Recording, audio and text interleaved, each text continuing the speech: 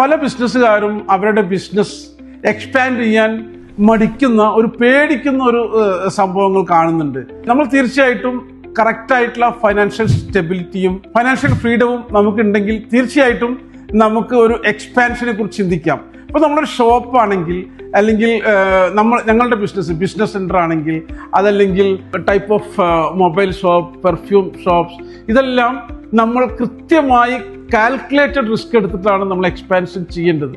കാരണം അടുത്ത 3 മാസത്തേക്കുള്ള സാലറി, അവിടെ എത്ര സ്റ്റാഫ് വേണം, ആ സ്റ്റാഫിനെ ആരൊക്കെ കോർഡിനേറ്റ് ചെയ്യണം, അവിടുത്തെ റെന്റ് എത്രയാണ്, അവിടുത്തെ ഇന്റീരിയർ ചെയ്യാൻ എത്ര ബഡ്ജറ്റ് വരും, ഈ കാര്യങ്ങളെല്ലാം കൃത്യമായ കാൽക്കുലേറ്റ് ചെയ്ത് നമ്മുടെ അടുത്ത് ഫണ്ട് കൃത്യമായിട്ടുണ്ടെങ്കിൽ അവിടെയാണ് കൂടുതൽ ബിസിനസ് കിട്ടാൻ, വാക്കിൻ കസ്റ്റമർ വരാൻ കൂടുതൽ പൊട്ടൻഷ്യൽ ആയിട്ടുള്ള ഏരിയ ആണ് എന്നുണ്ടെങ്കിൽ തീർച്ചയായിട്ടും നമുക്കൊരു കാൽക്കുലേറ്റഡ് റിസ്കിലൂടെ ബിസിനസ് എക്സ്പാൻഡ് ചെയ്യാൻ കഴിയും.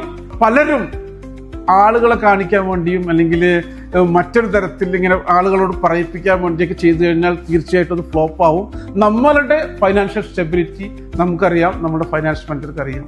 ഫൈനാൻസ് മാനേജറുമായിട്ട് ഡിസ്കസ് ചെയ്യുക. അടുത്ത ഒരു എക്സ്പാൻഷനിലേക്ക് പോകുമ്പോൾ ഇത്തരത്തിലുള്ള ചെറുതല്ല, വലുതായിട്ടുള്ള കാൽക്കുലേറ്റഡ് റിസ്ക് ചെയ്തു കഴിഞ്ഞാൽ ഡെഫിനറ്റ്ലി വി ക്യാൻ വിൻ.